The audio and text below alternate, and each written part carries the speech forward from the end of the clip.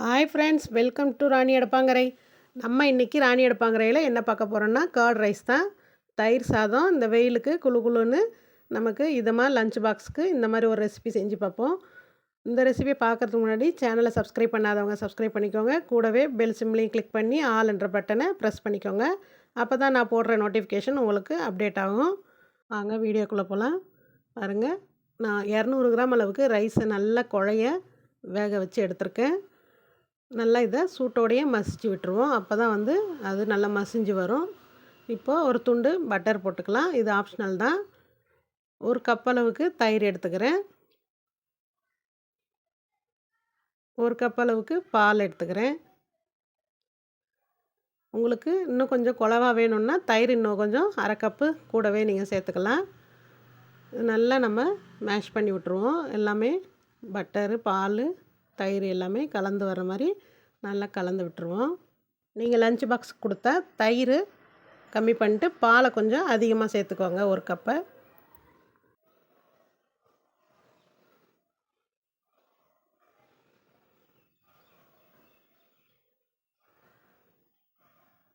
இப்போ தேவையான அளவு உப்பு போட்டு நம்ம கலந்துக்கலாம்.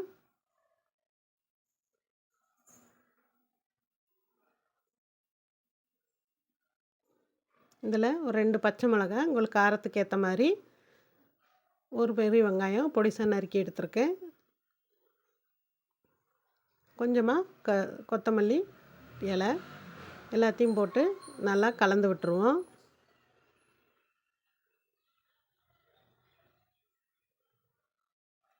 வெயிலுக்கு நமக்கு இந்த மாதிரி லஞ்ச் பாக்ஸு ஒரு டைம் செஞ்சு நம்ம எடுத்துகிட்டு போனோம்னா நல்லாயிருக்கும். வாரத்துக்கு ஒரு 2 டைம் சாப்பிட்டா நல்லாவும் இருக்கும் உடம்புக்கு. இப்போ அடுப்பை பற்ற வச்சு நம்ம கடாயை வச்சு எண்ணெய் ஊற்றிக்கலாம்.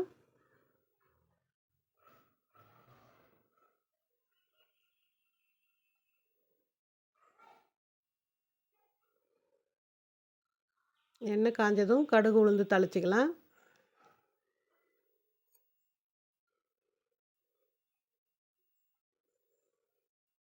கடுகு உளுந்து பொரிஞ்சதும் நம்ம காஞ்ச மிளகாய் ஒரு 3 கிள்ளி போட்டுக்கலாம். இதுலேயே இஞ்சி ஒரு துண்டு போட்டுக்கலாம். உங்களுக்கு இஞ்சி கிடந்துச்சுன்னா அதை நீங்கள் அரிஞ்சு போட்டுக்கலாம். நான் நார்மல் இஞ்சியே தான் அரிஞ்சு போட்டிருக்கேன்.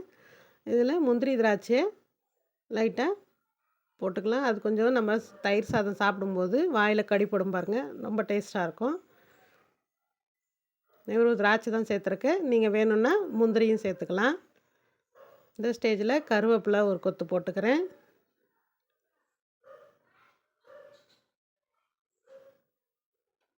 லாஸ்ட்டாக நம்ம பெருங்காயத்தூளையும் போட்டுக்கணும். அது வீடியோ ஸ்கிப் ஆயிடுச்சு. இப்போ நம்ம தயிர் சாதத்தில் நம்ம போட்டதை நல்லா கிளறி விட்டுருவோம்.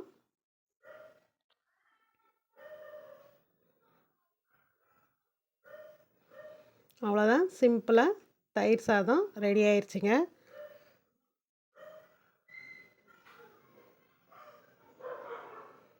எப்பயும் வெரைட்டி ரைஸ் செய்யும்போது தயிர் சாதத்தையும் ஒரு டைம் செஞ்சோம்னா பசங்க நல்லா விரும்பி சாப்பிடுவாங்க. இது ஒரு பவுலுக்கு மாற்றிக்கிறேன். அருமையான தயிர் சாதம் ரெடி ஆயிடுச்சு. இதுக்கு நீங்கள் கார்னிஷ்க்கு கேரட்டு, மாதுளை விதை இருந்தாலும் நீங்கள் போட்டுக்கலாம். மாதுளைப்பழ விதை, நான் வெறும் கேரட்டு தூவியிருக்கேன். அருமையான தயிர் சாதம் ரெடி ஆயிடுச்சு. இந்த ரெசிபி உங்களுக்கு பிடிச்சிருந்துச்சுன்னா நீங்களும் ட்ரை பண்ணி பார்த்துட்டு எப்படி வந்துச்சுன்னு எனக்கு கமெண்ட் பண்ணுங்கள், லைக் பண்ணுங்கள், ஷேர் பண்ணுங்கள். மறக்காமல் ராணி அடுப்பாங்கரைக்கு சப்ஸ்கிரைப் பண்ணுங்கள். தேங்க்ஸ் ஃபார் வாட்சிங்.